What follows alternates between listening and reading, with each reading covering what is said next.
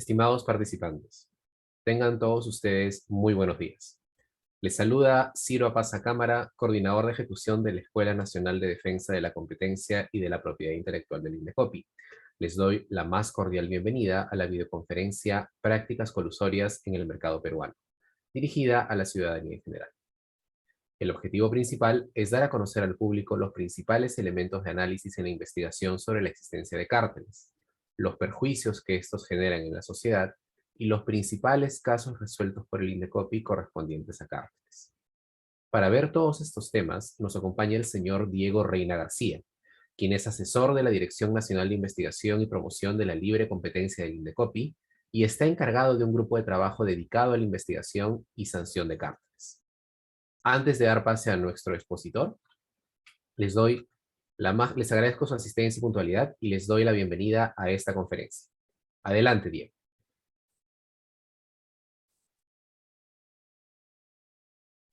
Muchísimas gracias, Ciro. Buenos días a todos. Es una alegría compartir con ustedes algunas de las actividades que realizamos aquí en INDECOPI. Quisiera confirmar simplemente que se me escucha bien. Sí, se lo escucha. Perfecto, gracias. Bueno, el día de hoy estaré comentando acerca de algunos aspectos de las prácticas colusorias horizontales. Como veremos dentro de poco, son las conductas anticompetitivas más dañinas que el INDECOPI persigue y sanciona por diversos efectos que también ya comentaremos, ¿no? No sé si podemos proyectar la presentación.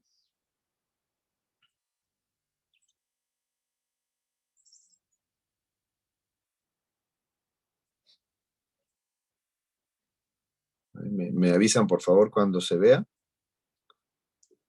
Sí, ya se está proyectando.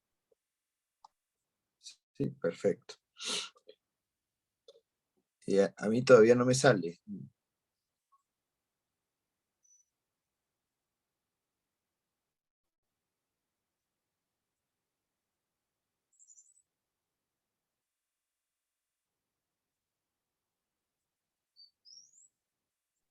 ¿Lo logra ver? Porque se está proyectando. No, todavía no, parece que está cargando. O me sale como si estuviera cargando.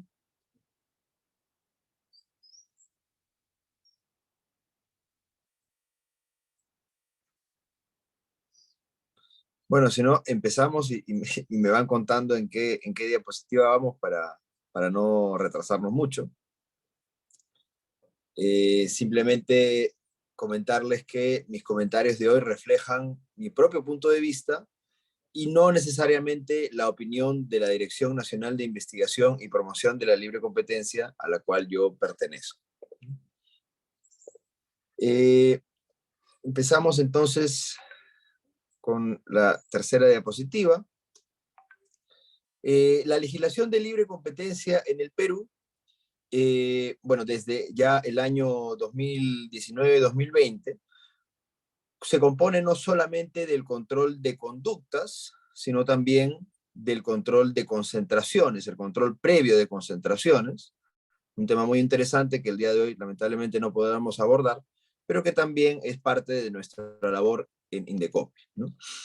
Como parte del control de conductas, si siguen la diapositiva, por favor, tenemos dos tipos de conductas. El abuso de posición de dominio, la siguiente, por favor. Sí. El abuso de posición de dominio y las prácticas colusorias, ¿ok? Sigamos, por favor, para que se muestre toda la diapositiva mejor. Perfecto. Como decíamos, tenemos dos tipos de dos tipos de conductas anticompetitivas: el abuso de posición de dominio y las prácticas colusorias, ambas reguladas en la Ley de Libre Competencia, el abuso de posición de dominio en el artículo 10 y las prácticas colusorias en los artículos 11 y 12. Las que nos importan el día de hoy son las prácticas colusorias horizontales, de las cuales habla el artículo 11, y en particular de los cárteles, que son prácticas colusorias horizontales que se regulan o se investigan bajo un estándar de prueba denominado la regla per se o prohibición absoluta. No sé si pueden seguir, por favor, la diapositiva. Como se muestra ahí, los cárteles, entonces, para que pueda probarse o para que puedan sancionarse, solo requieren que se demuestre su existencia. No se requiere, como se puede ver ahí, respecto de otras conductas que se evalúan bajo la regla de la razón, no se requiere que se prueben qué efectos positivos podrían tener en el mercado. ¿Por qué? Porque se entiende que los cárteles no tienen efectos positivos. De hecho, son considerados como las conductas más dañinas para la economía. ¿Ok? Y esto no es una invención de hace poco. De hecho, si pasamos a la siguiente diapositiva, por favor. Si revisamos un poco la historia, encontramos que economistas de hace ya varios siglos, como Adam Smith, a quien vamos a ver ahorita en su foto, por favor, la siguiente. Adam Smith, economista inglés, que escribió muchas obras acerca de economía, decía esto sobre los cárteles. Por favor, la siguiente. Bueno, esto está en inglés, seguramente lo pueden entender, ¿no? Pero lo que decía Adam Smith en una de sus obras, que es escrita en el siglo XVIII, es que la gente del mismo comercio, de las mismas artes o de los mismos oficios, generalmente se reúnen, a veces por diversión, y como se puede ver ahí en la cita subrayada, pero a veces las conversaciones terminan en conspiraciones contra el público y a veces para aumentar los precios, ¿no? Ya en 1776, Adam Smith ponía el ojo sobre este tipo de conductas, ¿no? Si pasamos a la siguiente diapositiva, por favor. ¿Qué son los cárteles, entonces? Siguiente, por favor. Los cárteles, de manera legal, son cualquier forma de coordinación entre competidores con el objetivo de incrementar sus beneficios a un nivel mayor que el competitivo. Existen dos tipos de cárteles o dos tipos de colusión. La siguiente, por favor. Una colusión explícita, que es la que vamos a explicar o que va a ser materia principalmente de esta presentación. Y también algunos autores, algunos economistas, más que todo, hablan también de colusiones tácitas, ¿no? La verdad es que ambas causan en la economía un resultado perjudicial, ya que cualquier interacción que se genere entre competidores bajo un cártel va a tener un resultado no competitivo, ¿verdad? Pasemos a la siguiente diapositiva, por favor. Hay una manera matemática, incluso económica, de demostrar por qué los cárteles son tan dañinos para la sociedad, ¿no? Como ustedes pueden saber, el modelo de competencia perfecta del que habla la economía, si pueden proyectar la diapositiva completa, por favor, tenemos pues este famoso cuadrito que representa la interacción entre el precio de un bien y la cantidad que se oferta de un bien, ¿no? Entonces, lo que nos dice la economía es que en el modelo de competencia perfecta, tanto el precio como la cantidad deben converger hacia un equilibrio, ¿no? Como se está viendo ahí en la diapositiva. Sin embargo, ¿qué es lo que hace un cártel? Si pasamos a la siguiente, por favor. Un cártel básicamente genera ineficiencias en la economía. ¿Por qué?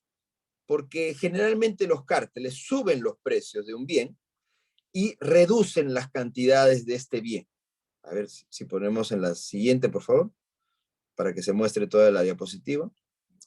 Entonces, como se ve ahí, si se aumenta el precio de un bien, pero se reduce su cantidad, va a quedar un exceso, ¿no?, comparado con la situación anterior, ¿no?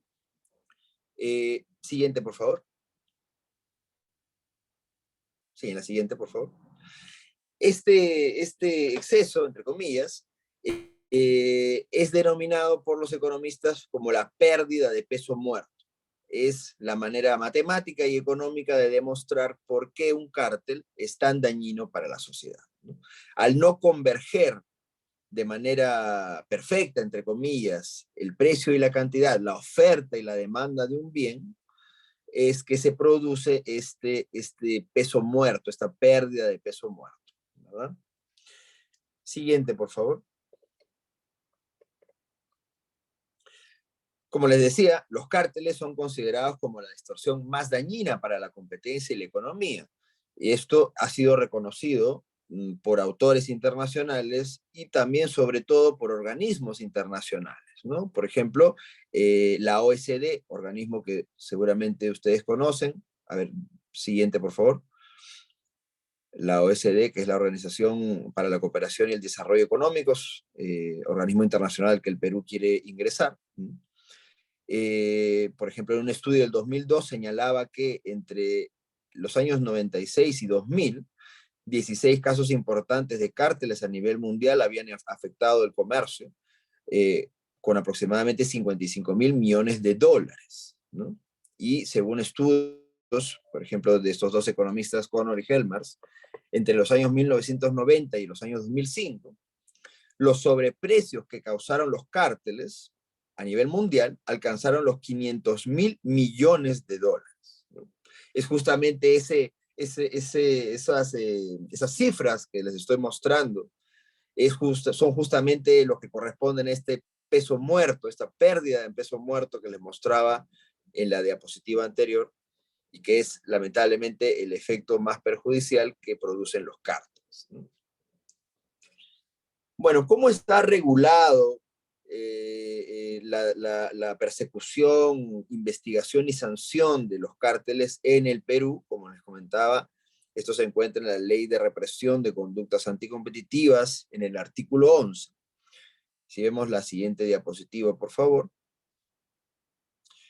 El artículo 11 establece que las prácticas colusorias horizontales pueden manifestarse a través de distintas formas, a través de acuerdos, decisiones, recomendaciones o prácticas concertadas, siempre realizadas por agentes económicos competidores entre sí. Esto es muy importante, ya lo vamos a explicar más adelante, pero esta característica de que tengan que ser competidores entre sí le da un énfasis especial a la norma.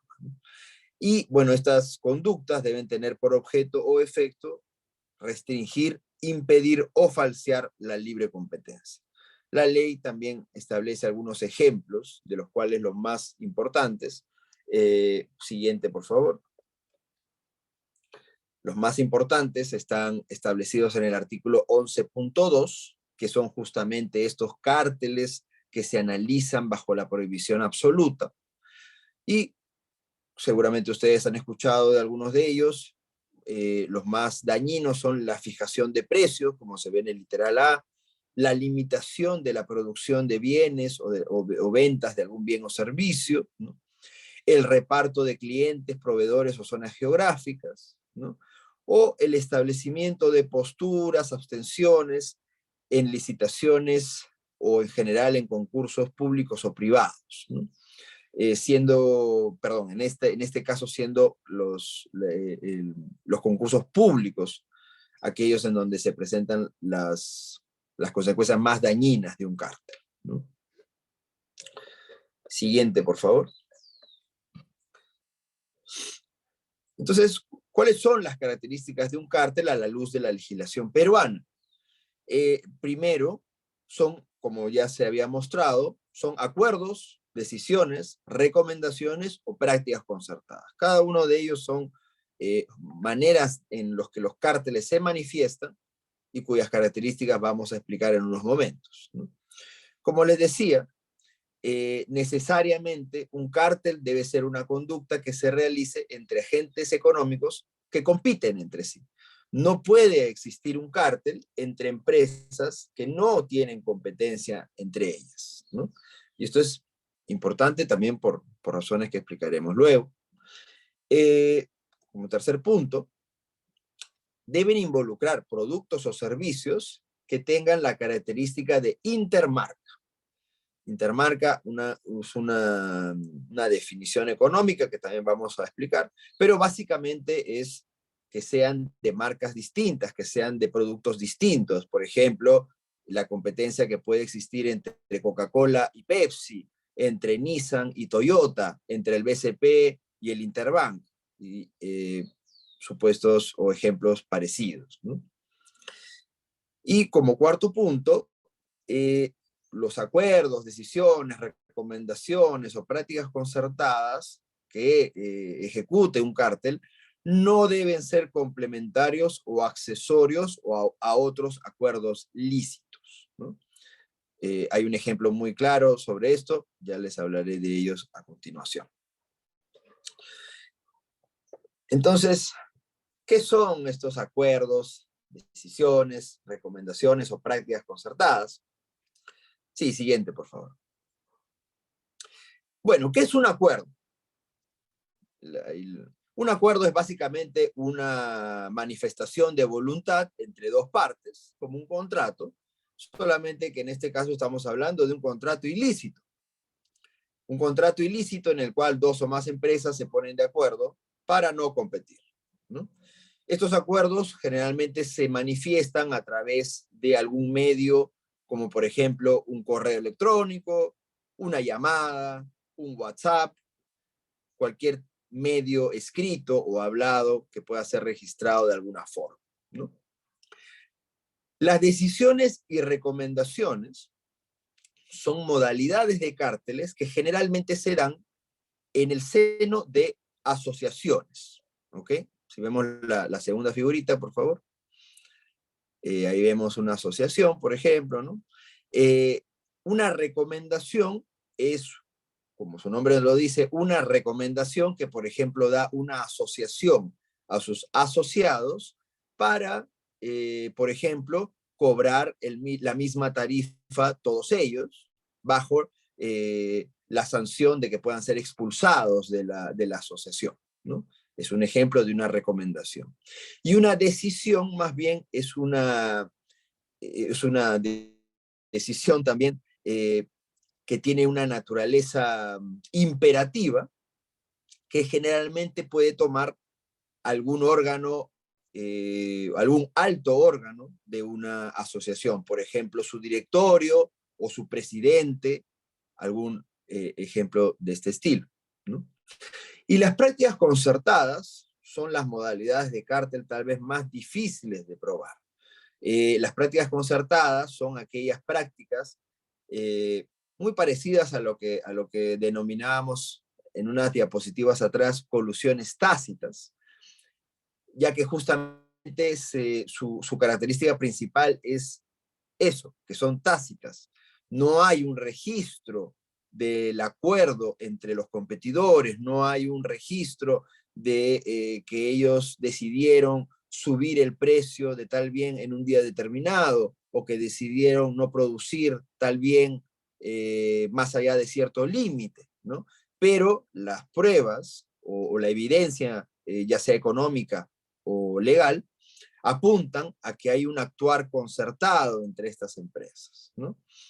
Entonces, hay un ejemplo muy, muy famoso que da la jurisprudencia norteamericana, una estación de gasolina que empieza a bajar sus precios, y la estación de gasolina competidora que está cruzando la carretera también empieza a bajar sus precios, ¿no?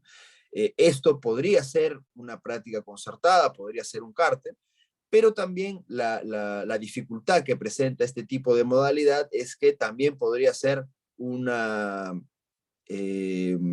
actuación normal dentro del mercado. Yo veo que mi competidor está bajando los precios o subiéndolos, podría decidir seguirlos sin necesidad de que haya algún acuerdo entre nosotros, ¿no?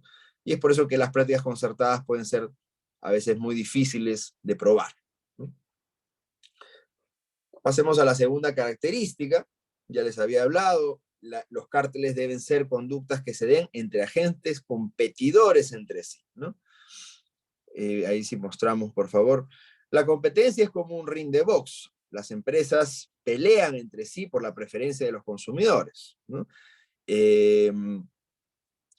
Por ejemplo, ahí sí vemos las figuritas que siguen. Por ejemplo, ejemplos muy claros en el mercado peruano, la competencia que existe entre Claro y Movistar, y ahora también Entel, Vitel y cualquier otra empresa de telecomunicaciones que pueda ingresar, ¿no? O en el mercado de supermercados entre Wong y Plaza B, ¿no? A eso nos referimos también con que sean intermarcas, ¿no? Que sean de distintas, diferentes marcas, ¿no? Tercera, por favor, siguiente.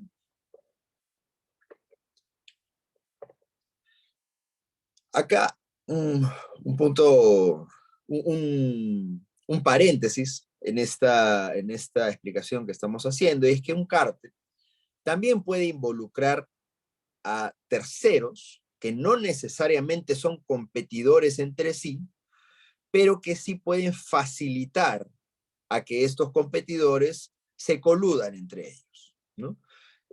Por ejemplo, yo tengo una empresa, mi competidor vende el mismo bien que yo, estamos compitiendo, pero ambos le compramos el mismo insumo a un distribuidor y a través de este distribuidor podemos empezar a conversar entre nosotros, ¿no? El facilitador sería este distribuidor, y este facilitador, a pesar de que no es un agente que compita en nuestro mercado, también puede ser sancionado. Y por lo tanto, las empresas deben tener mucho cuidado de caer en este supuesto, porque también pueden acarrear sanciones para sus empresas y para sus trabajadores. Siguiente, por favor. Bueno, conversábamos hace un poco acerca de la competencia intermarca. La competencia intermarca, como les decía, es la que sucede entre Pepsi y Claro, perdón, Pepsi y Coca-Cola, Claro y Movistar, o como se ve ahí en el ejemplo, entre Mercedes-Benz y BMW, ¿no? La competencia intramarca es la que sucede entre aquellos agentes económicos que comercializan un mismo tipo de bien, ¿no? Por ejemplo, entre dos concesionarios de autos que comercializan autos Mercedes-Benz y BMW, ¿no? Como se puede ver ahí, si terminamos la diapositiva, ¿no? Son dos concesionarios, ambos venden los mismos productos. Sin embargo, por ser los mismos productos, se dice que esta es una competencia intramarca, dentro de la marca, ¿no? Un ejemplo muy claro en el mercado peruano es lo que sucede entre las bodegas que venden las mismas marcas de cerveza, por ejemplo, algo muy conocido y que años antes incluso generaba y generó denuncias, ya sea con supuestas conductas de libre competencia e incluso también de competencia desleal. Siguiente, por favor. Y bueno, como cuarta característica, decíamos que los acuerdos, decisiones, recomendaciones o prácticas concertadas no deben ser complementarias o accesorias a otros acuerdos lícitos, ¿no? Un ejemplo muy claro de a qué nos referimos es lo que sucede en los estudios de abogados. Los estudios de abogados, aunque no lo sepan, son cárteles. Son cárteles de abogados que deciden trabajar juntos. ¿Pero por qué, digamos, este es un acuerdo lícito? Porque al trabajar juntos pueden ofrecer mejor sus servicios. Pero ¿qué es lo que los hace un cártel? Que todos cobran un mismo precio, o más o menos un precio promedio, ¿no? Entre los miembros de un mismo estudio, me refiero, ¿no? Entonces, este acuerdo de precios, en realidad es un acuerdo que es complementario a un acuerdo lícito, que es el de asociarse en una misma empresa o en una misma asociación para ofrecer bienes o servicios en el mercado, ¿no? Lo mismo sucede, por ejemplo, con los sindicatos, ¿no? Los sindicatos son grupos de trabajadores que se asocian entre sí para, por ejemplo, negociar subidas de salarios, mejores condiciones laborales, etcétera, etcétera, ¿no? Esas condiciones laborales, esa subida de salarios podrían ser considerados como cárteles, como acuerdos ilícitos, pero como son parte o son complementarios o accesorios o acuerdos más grandes que están ligados a la libertad de asociación, entonces se reputan como lícitos. ¿Ok? Siguiente, entonces, por favor.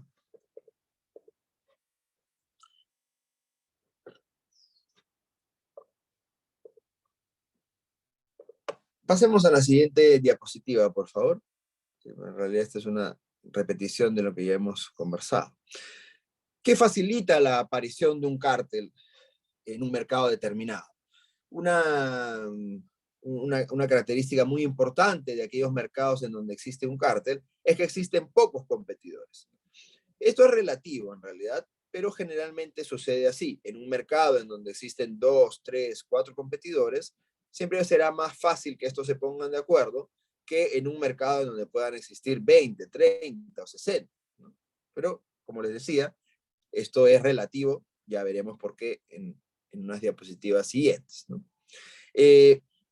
Pocos competidores está también ligado al hecho de que no puedan entrar nuevos competidores. Tal vez haya barreras legales para que entren nuevos competidores, tal vez la tecnología para entrar a ese mercado es muy difícil de conseguir, ¿no? Piensen, por ejemplo, en mercados muy especializados como telecomunicaciones, producción de microchips, etcétera, etcétera, en donde generalmente hay pocos competidores, ¿no? Y además pocos competidores a nivel mundial, ¿no?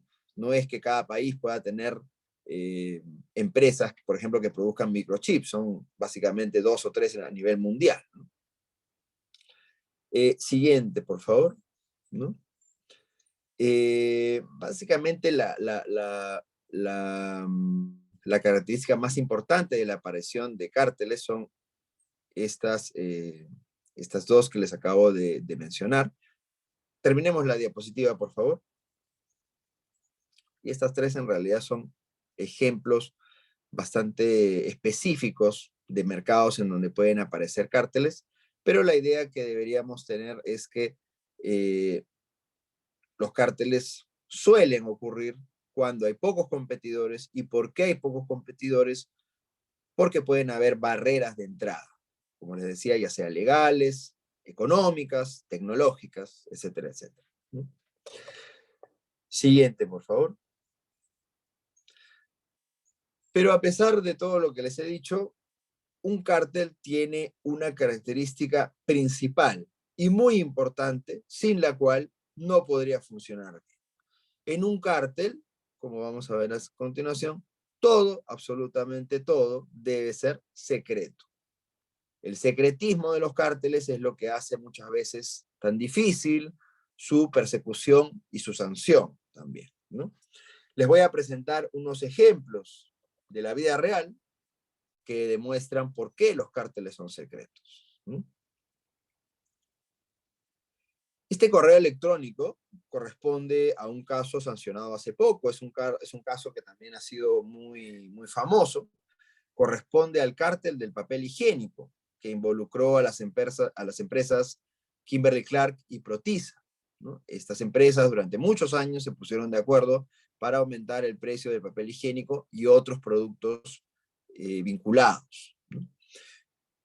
Este correo es enviado por trabajadores de Kimberly-Clark y comienza en que uno de ellos relata un encuentro que ha tenido con un supervisor de Protisa y en el que, como se puede ver hacia el final, quedan en corregir los precios, es decir, en coordinar algún tipo de subida de precios entre ambas empresas.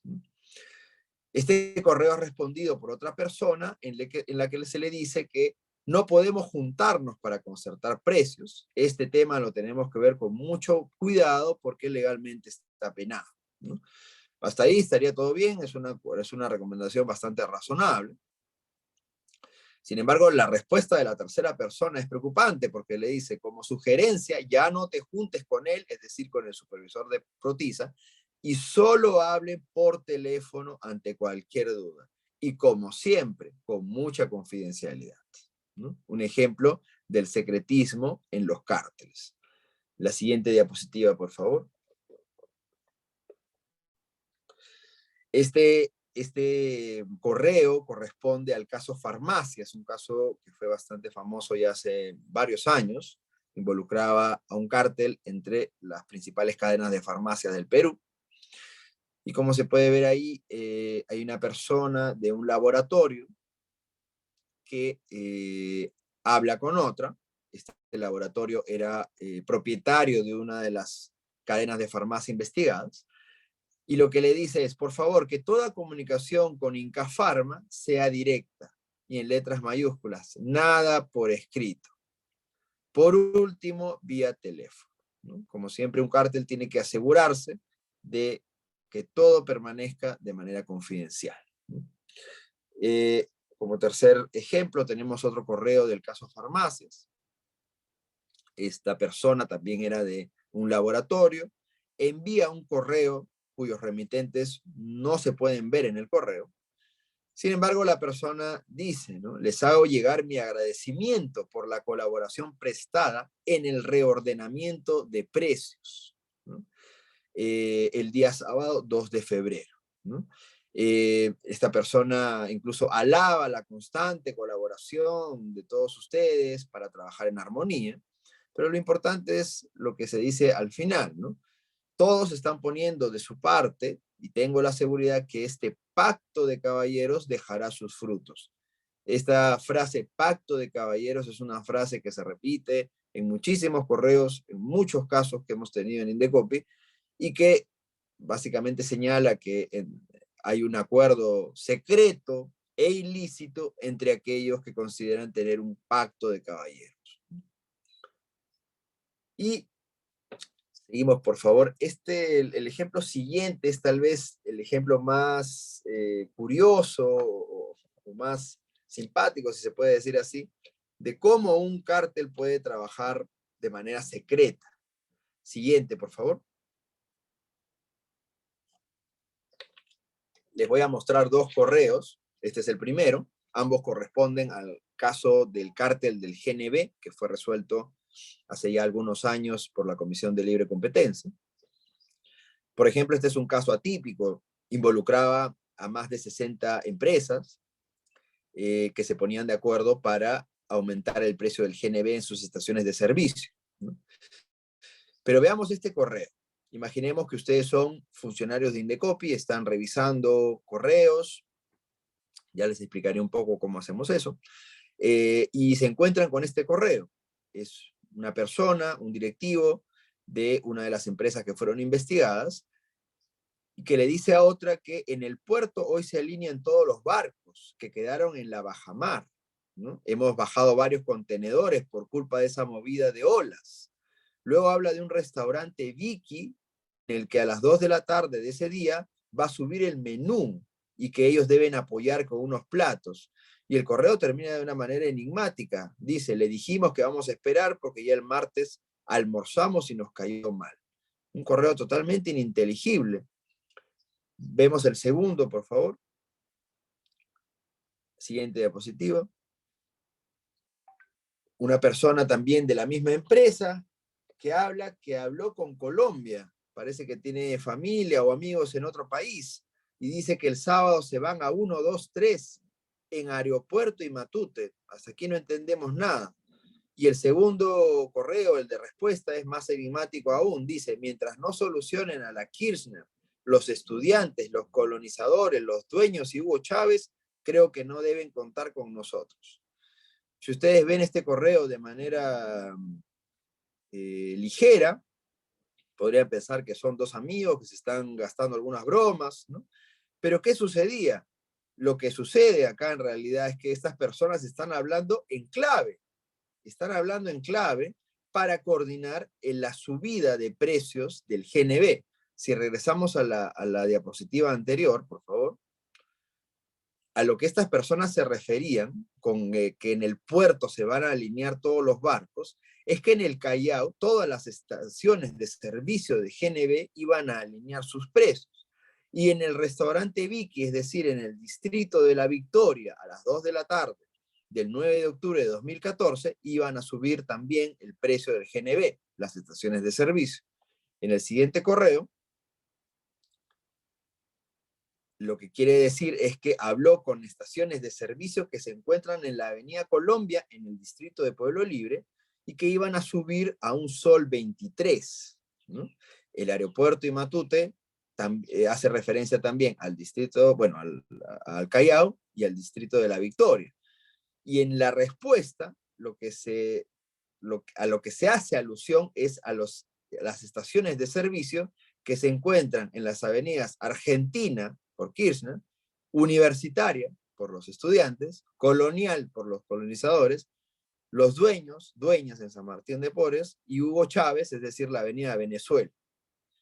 Entonces, como pueden ver, los cartelizadores pueden ser bastante ingeniosos al momento de tratar de encubrir sus prácticas ilícitas, ¿no? Siguiente, por favor. Bueno, esto ya es también un correo de este cártel del GNB, ¿no? Lo que debemos ver es esta frase, ¿no? Lo hacemos sin dejar huellas ni sospechas de concertación, ¿no? Esta preocupación, como les decía, de encubrir sus actos, ¿no? Y en un correo sorprendente, que es el siguiente, ¿no? Este correo en donde también empiezan a hablar sobre la subida de precios, hay una persona que dice, nada de cartas por precios, ojo con Indecopi, ¿no? Gracias por acordarse de nosotros. Siguiente, por favor. Entonces, ¿es sencillo para el Indecopi detectar cárteles? Creo que la respuesta la deben saber ustedes, también como yo. La respuesta es, siguiente, por favor. Claramente no. No es sencillo detectar cárteles, básicamente por esta característica del secretismo. ¿Ok? Siguiente, por favor. Pero, ¿qué es lo que nosotros en Indecopi hacemos para poder detectarlos? Porque justamente lo hemos hecho y hemos sancionado a muchas empresas por haber incurrido en estas prácticas. Una evidencia principal es correos electrónicos. El Indecopi tiene facultades para ingresar a las empresas, ingresar a los correos electrónicos de sus trabajadores, extraerlos a través de software informático y analizarlos en nuestro laboratorio forense para poder descubrir si es que existen evidencias de un cártel, de la existencia de un cártel, ¿no? Los correos son, por lo que le decía, la evidencia primordial, pero ya en los últimos años estamos viendo el uso de nuevas tecnologías, como por ejemplo las redes sociales, una muy famosa, el WhatsApp, ¿no?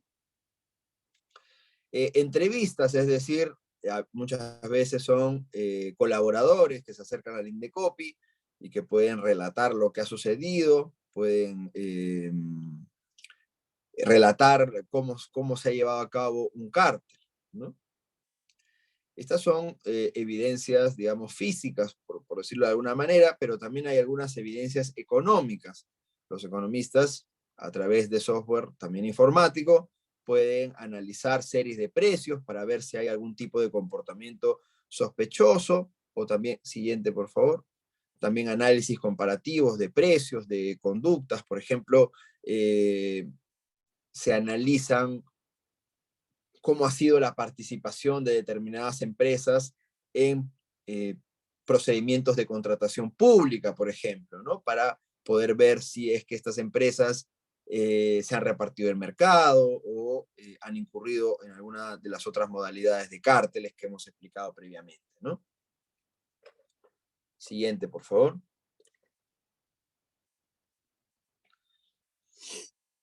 Y bueno, ¿cuáles son las herramientas de detección que tenemos?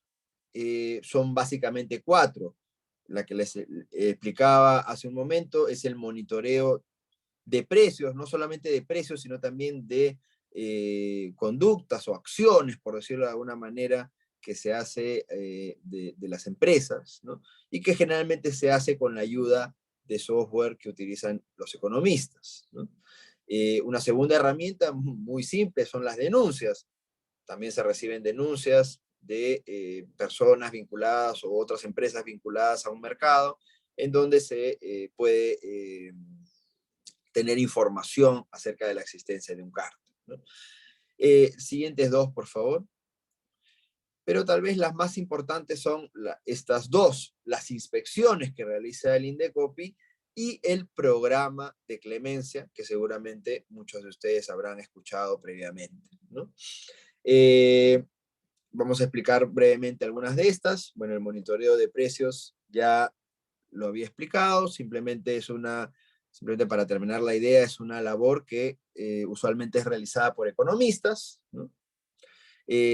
Sí, siguiente, por favor, para que se vea todo el texto.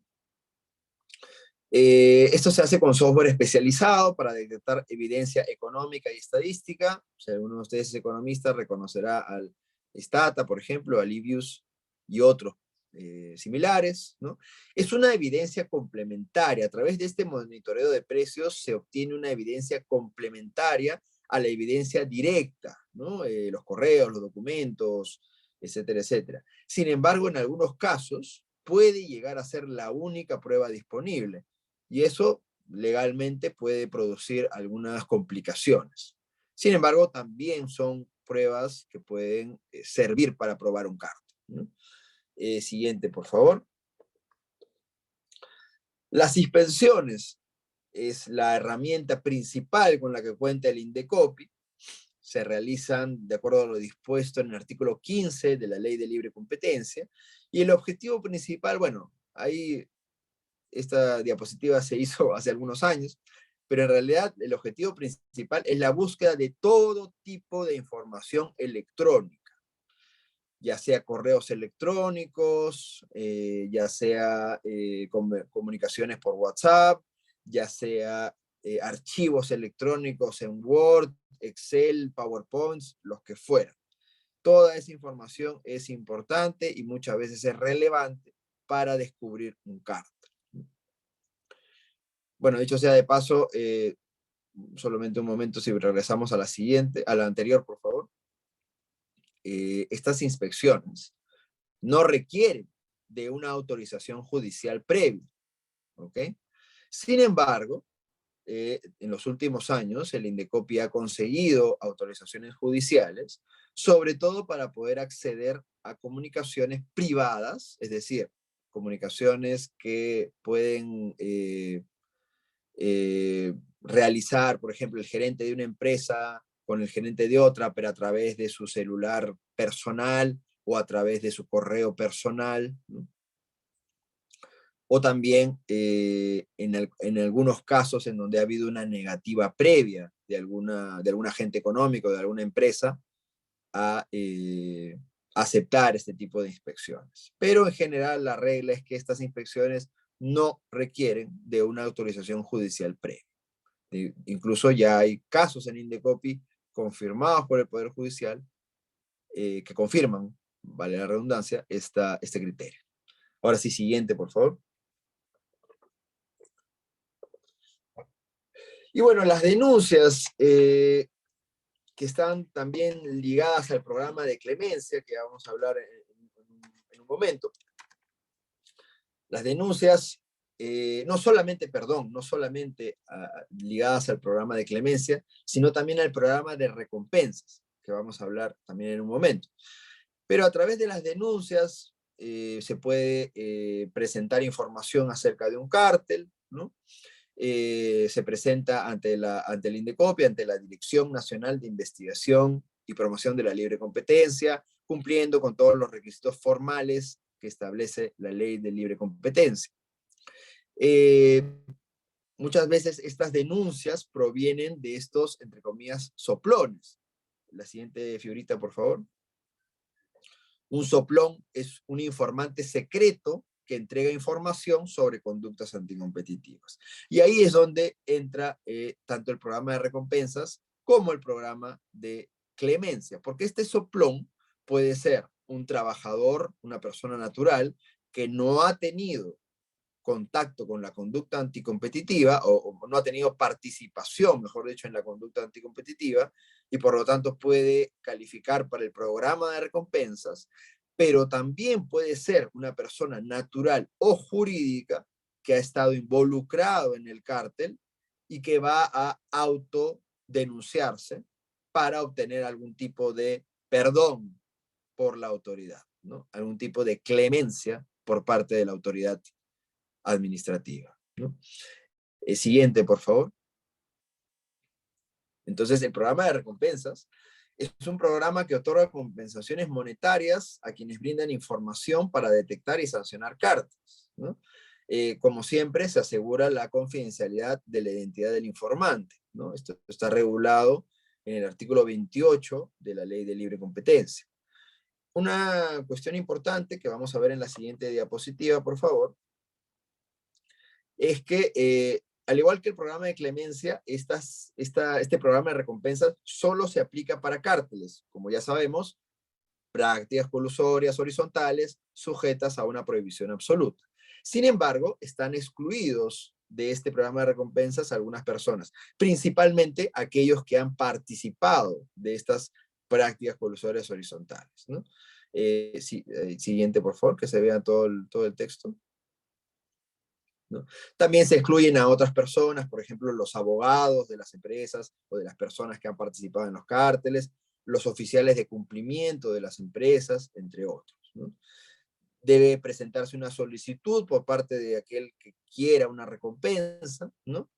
Y algo muy importante, que es justamente para preservar la identidad de este solicitante de recompensa, como se ve en la siguiente frase, es que no se requiere que esta denuncia se presente ante los canales formales o del Indecopi, pero tampoco de manera previa ante los canales internos de la empresa. No se requiere, por ejemplo, que aquella persona que quiera postular una recompensa deba avisarle a la empresa o reportarlo primero a la empresa. Más bien, eso podría tener consecuencias no deseadas. Siguiente, por favor. Bueno, lo que se debe presentar es, como mínimo, información acerca de la conducta, de la práctica colusoria que se está denunciando, en qué ámbito geográfico y temporal esta ha ocurrido, y, dato muy importante, la identidad de aquellas personas, tanto naturales como jurídicas, que han participado de este cártel, ¿no? Como información de respaldo, pero también muy importante, se pueden presentar correos electrónicos, en general cualquier tipo de documentación que pueda probar la existencia de este cártel, ¿no? Como establece el programa de recompensas, que de hecho está desarrollado en una guía sobre el programa de recompensas, que puede encontrarse en la página web de Indecopi. Hay un monto base de 200.000 soles y luego un monto variable adicional de 200.000 soles adicionales, que dependerá de algunas características, básicamente de la información que la persona proporciona, ¿no? Siguiente, por favor. Bueno, ahí, como pueden ver, ese es el flujograma de cómo funciona el procedimiento de recompensas. Lo pueden encontrar en la guía del programa de recompensas. Siguiente, por favor. La otra manera en que un soplón, entre comillas, puede brindar información al Indecopi es a través del programa de clemencia. El programa de clemencia es un programa llamado también en otros países delación compensada, ¿no? Es una herramienta muy poderosa, utilizada alrededor del mundo por agencias de competencia muy importantes, como en Estados Unidos, la Unión Europea, Canadá, Australia, en Sudamérica, como se puede ver ahí, ¿no? Son una importante herramienta de investigación en países como Brasil, Chile y Colombia, además del Perú, ¿no? Se considera que el programa de clemencia es tal vez la herramienta más importante para que una autoridad de competencia pueda obtener información de un cártel. ¿Por qué? Por la sencilla razón de que esta información va a venir de aquella empresa o de aquella persona que ha participado directamente de este cártel. ¿Qué mejor información que aquel que ha estado involucrado en esta conducta ilícita, verdad? Siguiente, por favor. Entonces, ¿qué es el programa de clemencia? Ya lo deben saber seguramente. Es un sistema de delación compensada. Es decir, es un sistema a través del cual la persona que ha participado se delata a sí misma con la esperanza de obtener algún tipo de beneficio por parte de la autoridad, ¿no?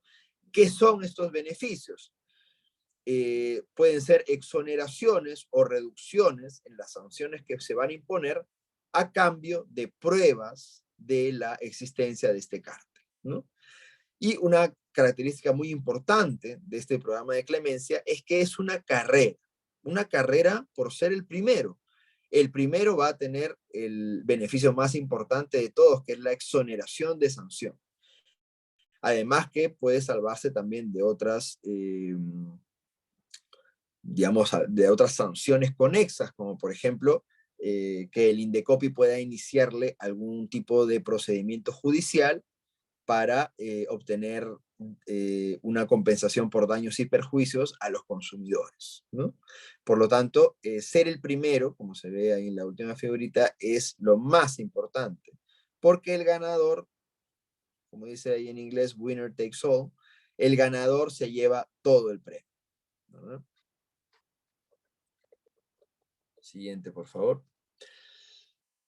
El programa de clemencia ya existía desde hace muchos años. De hecho, existía desde la primera ley de competencia, el decreto legislativo 701.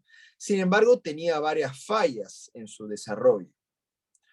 Fallas que hacían que los agentes económicos no se animaran a postular este programa de clemencia. ¿Okay? Cuando se emitió la segunda ley de libre competencia, que es el decreto legislativo 1034, en el año 2008, se intentó dar algún tipo de contenido adicional acerca de este programa o acerca de las características para postular a este programa, o los requisitos, mejor dicho. Sin embargo, aún existían muchos otros aspectos que no eran cubiertos por la norma y que debían ser mejorados. Por eso es que en el año 2015, siguiente por favor, en el año 2015 se modifica el artículo 26 y se mejora la redacción de este artículo y de los requisitos necesarios para postular al programa de clemencia. Una de las más importantes era la clarificación de competencias entre la anterior Secretaría Técnica. La Secretaría Técnica es ahora la Dirección Nacional de Investigación y Promoción de Libre Competencia. La clarificación de competencias entre la Secretaría Técnica y la Comisión de Libre Competencia, es decir, quién va a tener a su cargo, por ejemplo, la evaluación de la información que entrega un solicitante de clemencia, que es la Secretaría Técnica, la dirección, o quién va a aprobar este compromiso de cese, que es la comisión, ¿no? Esto no estaba del todo claro en la redacción anterior y causaba mucha inquietud en aquellas empresas que querían postular este programa de clemencia, ¿no? Las otras dos modificaciones importantes fueron la implementación de un sistema de marcadores, es decir, si yo vengo al Indecopi con información sobre un cártel, el Indecopi me va a dar a mí un marcador, un puesto en la cola, y yo voy a conservar este puesto durante todo el tiempo en el que yo proporcione información relevante. Puedo perderlo, ojo, se puede perder un marcador, por lo que una empresa debería estar muy atenta en entregar toda la información posible acerca de su participación en un cártel, si es que quiere ser exitosa en su solicitud de clemencia, ¿no? Y otra cosa importante fue el desarrollo de beneficios para subsiguientes solicitantes. ¿A qué me refiero? La ley era clara en que si el primero o la primera empresa que llegara entregaba información relevante, podía tener una exoneración. Pero ¿qué pasa con aquellas empresas que pueden venir en el puesto 2, 3, 4, pero también pueden tener información importante? Estas empresas también pueden pueden beneficiarse de algunas reducciones, ¿no? Reducciones en las multas que se pueden imponer, ¿no? Siguiente, por favor.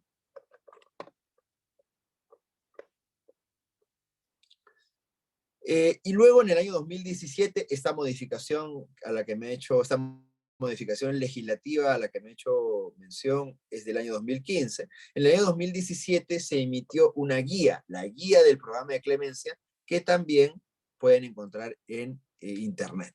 Y esta guía hizo 3 precisiones muy importantes. La primera es que el programa de clemencia solo puede aplicarse justamente a los cárteles, a estas conductas de las que hemos estado hablando el día de hoy, a prácticas colusorias horizontales que se evalúan bajo una prohibición absoluta, ¿no? También se desarrollaron 3 tipos de clemencia, A, B y C, esto lo pueden revisar en la guía, y tal vez la más importante, que es la tercera, es una definición de cuál es el deber de colaboración de una empresa cuando postula el programa de clemencia, ¿no? Y básicamente el deber de colaboración es brindar los mejores esfuerzos para proveer de información relevante a la autoridad acerca de la existencia de la práctica colusoria denunciada. Siguiente, por favor. Entonces acá lo que vemos, completemos por favor la diapositiva. Como se puede ver ahí, perfecto. Según la clasificación que hace la guía del programa de clemencia, si una empresa es la primera en presentar información con pruebas relevantes acerca de la existencia de un cártel, puede obtener o la exoneración total de manera directa, ese es el caso de la clemencia tipo A, o hasta 100% en el caso de la clemencia tipo B, dependiendo de si la autoridad ya tiene información previa, ¿no? Si la autoridad ya tiene información previa de un cártel, muy probablemente la empresa entonces postule a una clemencia tipo B y se le pueda ofrecer algún beneficio, tal vez hasta un 70 o un 80% de reducción, ¿no? Esto obviamente va a variar caso por caso, ¿no? En el caso de la clemencia C, la clemencia tipo C, puede ser un segundo o tercero, perdón, un segundo colaborador, se puede reducir su multa hasta en un 50%, pero también cuando existen más de 2 colaboradores, 3, 4, 5, la reducción puede llegar a un 30%, 20%, y digamos 20% es lo mínimo que se puede ofrecer, ¿no? Esto es también como parte de la clemencia tipo C. Todo esto, como les decía, está explicado en la guía del programa de clemencia. Y bueno, esto es información un poco desactualizada, pero que también sirve para que ustedes se den cuenta del efecto que ha tenido el cambio legislativo que se ha hecho. Entre los años 96 y 2011 no hubo ninguna solicitud de clemencia. Esta situación cambió en el año 2012, en donde se recibió la primera solicitud de clemencia. En el año 2014 se recibieron 4. Y a raíz de las modificaciones que se han hecho en los años siguientes, este número puede subir o bajar, pero se mantiene en promedio constante, con un sinnúmero de solicitudes de clemencia que se han ido recibiendo en el tiempo, ¿no? En los años 2019, 2020, 2021 e incluso 2022, también se han recibido un número importante de solicitudes de clemencia, gracias a estos cambios legislativos que les comentaba, ¿no? Siguiente, por favor. Bueno, finalmente, podemos hablar de las multas que se puedan imponer por incurrir en una conducta anticompetitiva como una práctica colusoria horizontal. La ley establece una calificación entre la gravedad de las conductas, que puede ser leve, grave o muy grave, ¿no? Si una conducta es leve, se sanciona con una multa de hasta 500 UIT, ahorita es más o menos más de 2 millones de soles, ¿no? Y esta multa tiene un límite, el límite es esta multa, mejor dicho, no puede exceder el 8% de las ventas o ingresos brutos percibidos por el infractor o su grupo económico. Este límite se repite en las conductas que son calificadas como graves o muy graves. Para las conductas calificadas como graves, las multas pueden ser hasta 1000 UITs y el límite es el 10% de las ventas. Y en el caso de las conductas calificadas como muy graves, que es el caso de los cárteles, la gran mayoría de cárteles sancionados han sido calificados como conductas muy graves, pueden ser sancionadas con multas mayores a 1000 UITs, perdón, pero teniendo como siempre el límite de 12% de las ventas o ingresos del infractor o su grupo económico. Y bueno, esto ha sido la explicación acerca de las prácticas colusorias horizontales. Simplemente les quisiera mostrar un caso ya resuelto hace algunos años. Si podríamos bajar hasta la diapositiva 60, por favor.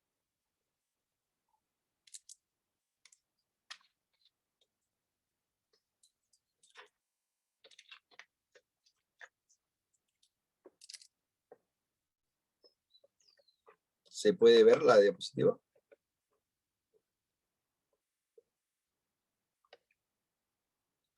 Como les comentaba, el Indecopi ha sancionado a diversos cárteles en los últimos años, en los últimos 10 años, y uno de los casos emblemáticos que hemos tenido es el que les voy a mostrar a continuación. Es un caso resuelto por la Comisión de Libre Competencia en el año 2017 y que fue confirmado 2 años después por la Sala especializada en defensa de la libre competencia del Tribunal del Indecopi.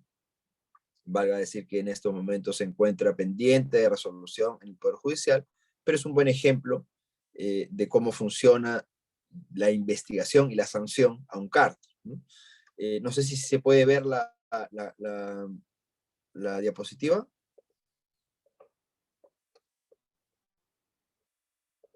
Sí, se está proyectando. Bueno, el caso del que les voy a hablar a continuación es el caso de GLP Balones. Ya lo vamos a ver en la diapositiva. Fue un caso muy comentado cuando fue sancionado. Involucraba a 4 de las empresas más importantes de comercialización de balones de gas, que ahora siguen, y hasta ahora siguen siendo importantes en el país. Estas empresas eran Repsol, que luego se convirtió en Solgas, Limagas y Zetagas. También había una empresa adicional que fue absuelta hacia el final del caso. Bueno, me dicen que sí se ve la diapositiva, yo aún no la puedo ver. ¿Me podrían decir en qué diapositiva vamos para poder ir en orden? Sí, le he mandado la imagen a su WhatsApp. Perfecto. Bueno, como ustedes pueden ver, son las empresas que estaban involucradas en este cártel, ¿no? Bueno, ahí Repsol luego se convirtió en Solgas, como les decía, Limagas y Zetagas, ¿no? En la siguiente diapositiva se pueden ver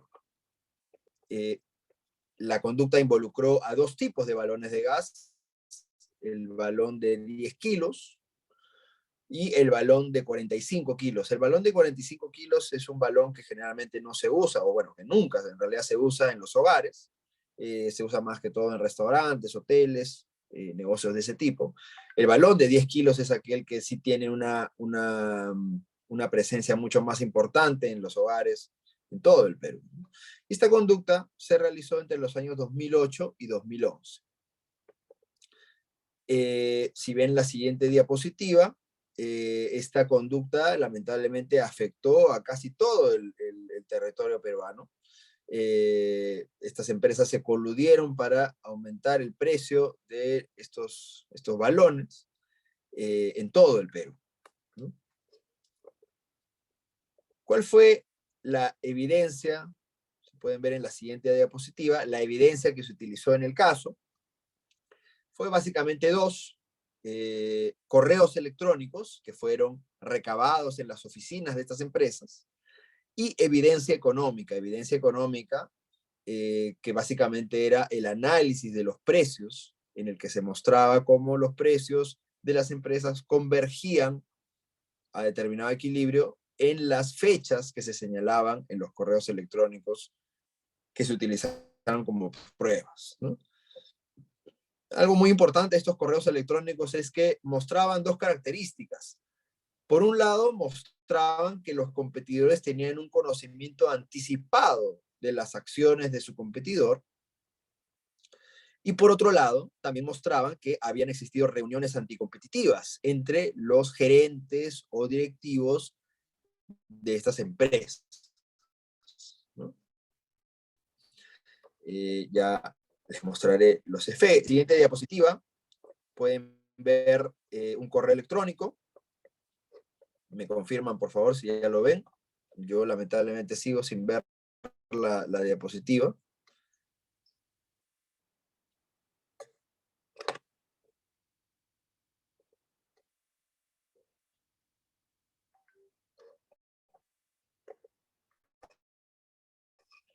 Bueno, como pueden ver ahí, hay un correo electrónico. Este correo electrónico es enviado por Solgas, ¿no? Por personal de Solgas, es un correo interno, ¿no? Y hay una frase muy, muy importante que se ve ahí, está subrayada en rojo, ¿no? Dice, Limagas esperará a ver qué pasa esta semana para evaluar otro incremento. ¿Qué significa esto? Que Solgas sabe de antemano, o sabía de antemano, ¿no?, las acciones futuras que iba a tomar Limagas, su competidor. Esto es un indicio claro, muy preocupante, de que puede existir, y que efectivamente existió, un acuerdo anticompetitivo entre ambas empresas, ¿no? En la siguiente diapositiva, unos días después, un jefe de ventas de Solgas también le comunica a una serie de supervisores comerciales de la misma empresa lo siguiente: les dicen, señores, preparen para hoy un monitoreo de precios. Limagas debería de haber subido un sol. Nuevamente, Solgas, una empresa competidora, conoce de antemano qué es lo que va a realizar su competidor, ¿no?, ese mismo día, ¿no? Evidencia clara de una conducta anticompetitiva. En la siguiente diapositiva vemos un correo, esta vez entre directivos de ZGas. En este correo se señala, ¿no?, el gerente de ZGas le señala o le indica, le comenta a un directivo lo siguiente: el gerente de Solgas me ha llamado para una reunión, conjuntamente con el gerente de Limagas.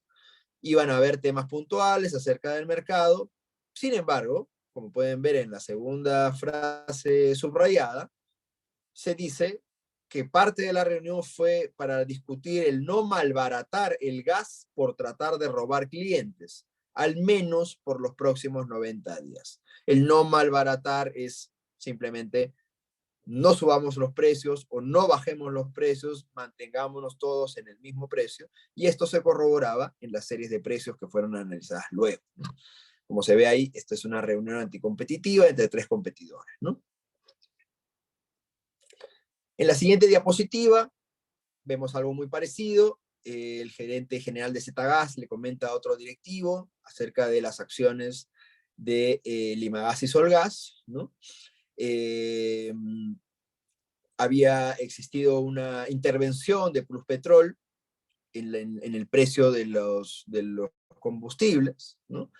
Y le comenta este gerente general a su directivo, ¿no?, he retrocedido en el incremento en la carga de 10 kilos, es decir, en el incremento de precios de los balones de 10 kilos.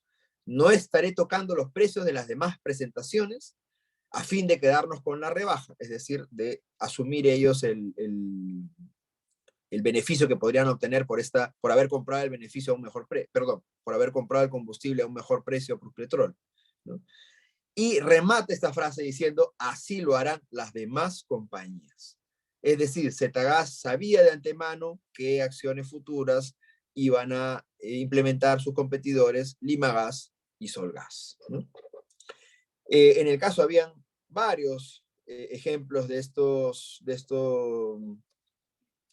este tipo, ¿no? Si vemos a continuación, ahí dice episodio 7, ese lo podemos pasar, por favor, que es muy parecido a los anteriores. En el episodio 8, en la diapositiva 72, también nuevamente un gerente general de Zetagas comenta que ha tenido conversaciones con Solgas, ¿no? Y hay una frase ahí subrayada, dice, la primera reunión mía con el gerente, quedamos en que los gerentes comerciales de cada empresa, se pondrían de acuerdo en los incrementos para envasado en provincias, ¿no? Es una indicación clarísima de que hay un acuerdo anticompetitivo entre estas empresas, ¿no? Y tal vez el episodio más curioso, más simpático para mostrarles es el que ocurrió en el episodio 9. Cuando nos referimos a episodios, generalmente nos referimos a eventos que ocurren, eventos que son catalogados por la dirección y la comisión como episodios, en donde se relatan subidas de precios específicas, ¿no? En este caso se discutieron 9 episodios. En el episodio 9 se señala que había existido una reunión anticompetitiva entre Solgas, Limagas y Zetagas para discutir precios, como ustedes pueden ver ahí en la diapositiva 73, a ver, espero que estemos ahí. Dice, a partir del lunes sube envasado en Lima y provincias. El lunes a primera hora hay una reunión con Solgas y Limagas para ver el tema, ¿no? Hay pues nuevamente una indicación de una reunión anticompetitiva entre competidores. Y en la siguiente diapositiva, referida al episodio 10, esta más bien era a la que me refería hace un rato, con lo de simpático y curioso, es que hubo una reunión en Madrid entre los gerentes generales de Zetagas y Solgas para discutir la subida de los balones de 10 kilos. Como ustedes pueden ver ahí, ¿no? En la primera frase subrayada dice, paso a detallarle los temas que se trataron en la reunión en Madrid, y en el tercer punto dice, los precios en envasado a los distribuidores serán incrementando, ¿no? en los balones de 10 kilos, ¿no? Hasta llegar a un incremento de 50 céntimos por balón, ¿no? Este caso fue muy sonado en su momento, se sancionó a estas empresas, como vemos ahí en la siguiente diapositiva, fueron sancionadas con UITs bastante altas, Solgas con 9.000, un poco más de 9.500 UITs, Limagas más de 1.300 UITs, Zetagas con más de 800 UITs, lo que hacía un total de casi 11.660 UITs. Vale decir que estas multas fueron reducidas por la sala cuando fue revisado este caso en segunda instancia, básicamente porque se consideró que no existía un cártel en los balones de 45 kilos, pero sí en el de 10 kilos, ¿no? Y también, como ustedes pueden ver, que es algo muy importante que se debe tener siempre presente, es que no solo las empresas pueden ser sancionadas por incurrir en prácticas anticompetitivas, también sus directivos, no solamente directivos, también ejecutivos de ventas, también supervisores comerciales, cualquier persona que tenga participación, como dice la ley, en el planeamiento, realización y ejecución de una práctica colusoria horizontal puede recibir una sanción del INDECOPE. Con esto termino. Muchísimas gracias por su atención. Quedo atento a sus consultas. Muchas gracias.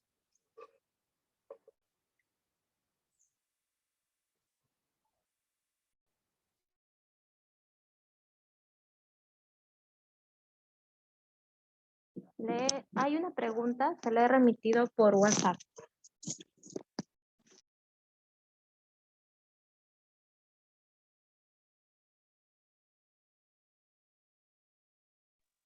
Perfecto, a ver, nos preguntan, ¿qué soluciones tanto el Indecopi como el Estado pueden hacer con respecto a los cárteles? Bueno, los cárteles, como les explicaba, son conductas que son investigadas por el Indecopi, sancionadas por el Indecopi, como estamos viendo en el ejemplo de este caso de los balones de GLP. Es Indecopi la única autoridad del Estado con facultades para poder sancionar este tipo de prácticas. Ha sido muy usual que el Indecopi sancione en los últimos años. Les hablaba, por ejemplo, del cártel de farmacias, el cártel del papel higiénico, el cártel del GNB, este cártel de GLP Balones, e inclusive cárteles que han tenido impacto internacional. O sea, no solamente han afectado al Perú, sino también a otros países. Uno de ellos es el cártel del GLP, el cártel del papel higiénico. Otro también ha sido un cártel muy famoso porque ha sido investigado prácticamente por todas las agencias de competencia importantes en el mundo, que era un cártel en el que se sancionó a las empresas navieras por haberse puesto de acuerdo en los precios de fletes para el transporte de carga rodante, es decir, de carros, ¿no? Y también casos, pues, por ejemplo, como que se ha sancionado contra notarios, ¿no? Notarios que se habían puesto de acuerdo para subir los precios de ciertos servicios, ¿no? Y en general diversos casos que ha resuelto el Indecopi en el que se ha podido desbaratar este tipo de cárteles, ¿no? No sé si existen algunas consultas adicionales.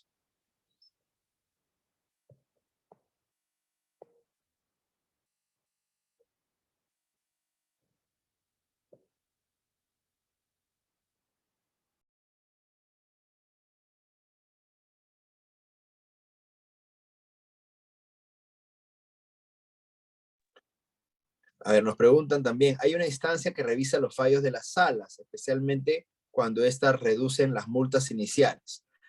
Esto se debería tener presente cómo funciona el Indecopi. El Indecopi está conformado por comisiones, que son las primeras instancias administrativas. Estas comisiones emiten sus decisiones, sus pronunciamientos en forma de resoluciones, y luego estas decisiones pueden ser revisadas por las salas del Indecopi. Las salas son las instancias, las segundas instancias administrativas, ¿no? Las salas pueden confirmar los fallos de las comisiones, como también pueden modificarlos o revertirlos en el peor de los casos, ¿no? En el caso que yo les ponía, en el ejemplo del caso de GLP Balones, las multas se redujeron porque la sala consideró que no se había acreditado de manera correcta la concertación en los balones de 45 kilos.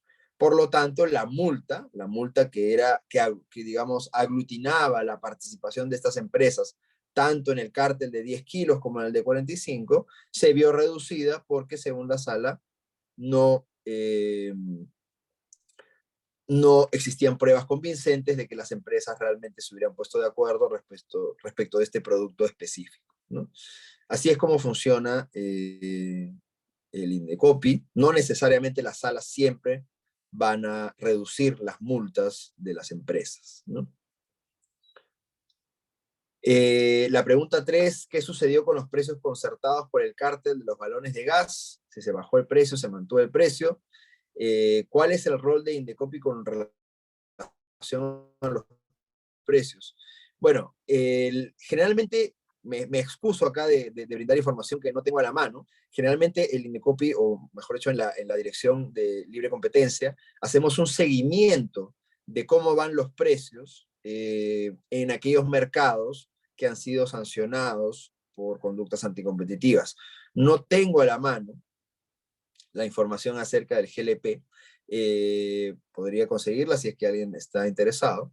Pero, por ejemplo, un buen ejemplo de esta labor es la que se realizó respecto del precio del papel higiénico y los efectos que tuvo el desbaratar este cártel del papel higiénico.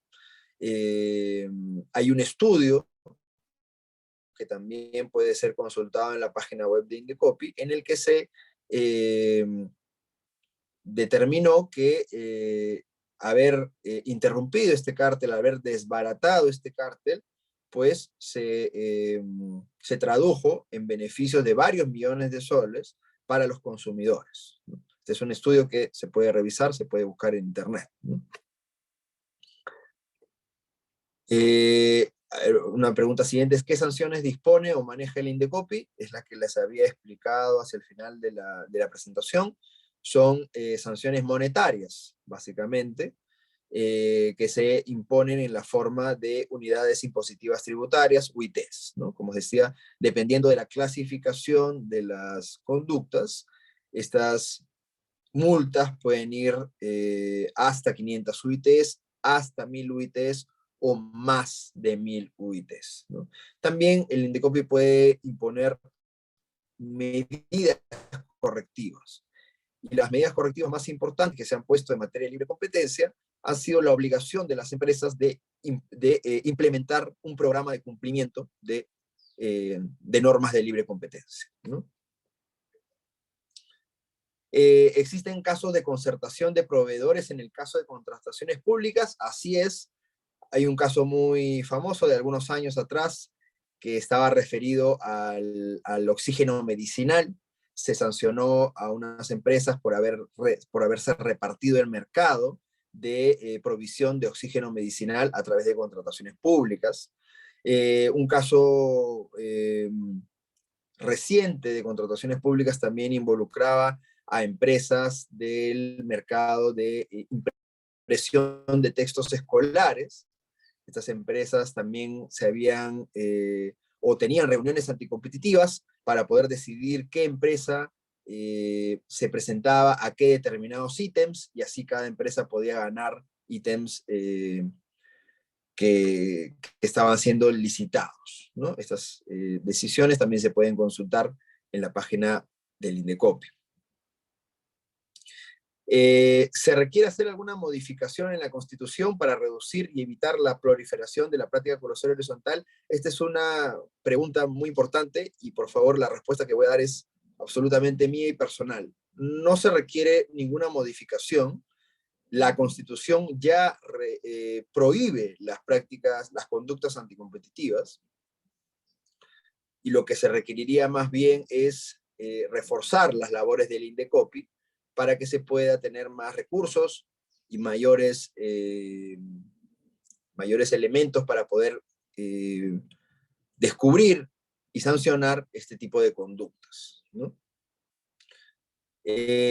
Otra pregunta es: ¿cómo hacen con los medios probatorios? ¿Los informes técnicos son elaborados por Indecopy o se elaboran informes o dictámenes periciales? Los medios probatorios, como les decía, son generalmente correos electrónicos que son analizados en los documentos que el mismo Indecopy emite. La Dirección Nacional emite un informe técnico acerca de su evaluación del caso, y en este informe técnico se evalúan esas pruebas, ¿no?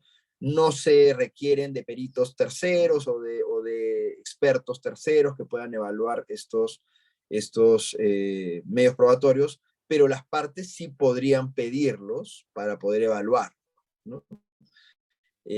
Como les comentaba, en este informe técnico la dirección se dedica a analizar estos elementos probatorios, y ya luego en su resolución final la comisión también los evalúa, ya sea para respaldar la posición de la dirección o respaldar la posición de las partes investigadas, ¿no? Otra pregunta es: una vez sancionada la conducta colusoria o una conducta colusoria, ¿el Indecopy monitorea que no se reincide en dicha conducta? Sí, tenemos un grupo de personas que están dedicadas a monitorear con especial énfasis aquellos casos, aquellos mercados en donde han habido conductas anticompetitivas de manera previa, ¿no? Y la reincidencia, según la ley de libre competencia, sí puede tener algunos efectos, ya sea en el cálculo de las multas, ya sea que una empresa postule al programa de clemencia, entre otros, ¿no?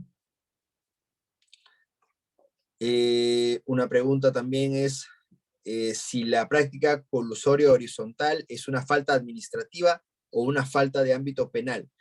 Las prácticas colusorias horizontales y en general las conductas anticompetitivas son faltas administrativas, son ilícitos administrativos. Sin embargo, hace ya unos años ha habido una modificación del Código Penal para que estas conductas también puedan ser. No han habido casos en sede penal en donde se sancione a personas naturales por haber incurrido en conductas anticompetitivas, ¿no? Bueno, una última pregunta es, se reitera si se requiere modificar la Constitución con respecto a los cárteles. Como ya les había comentado, la rechaza los cárteles, ya rechaza el abuso de posesión de dominio, y lo que hace la ley de libre competencia es justamente desarrollar esta garantía constitucional de defensa de la libre competencia, ¿no? Han sido muy interesantes todas las preguntas, les agradezco a todos, no sé si hay preguntas adicionales. No, ya no hay preguntas. Solo antes de culminar, en nombre de la Escuela Nacional del INDECOPI, agradecemos la excelente exposición del doctor Diego Reina, quien nos ha brindado información acerca de los elementos de análisis en la investigación sobre la existencia de los cárteles, la cual ha sido muy productiva, al igual que también nos ha expuesto algunos casos. Agradecemos la participación de todos y antes de culminar, en el chat del Zoom se está compartiendo una encuesta que esperamos nos puedan apoyar con sus opiniones. Muchas gracias y los esperamos en un próximo evento. Hasta luego. Hasta luego, gracias.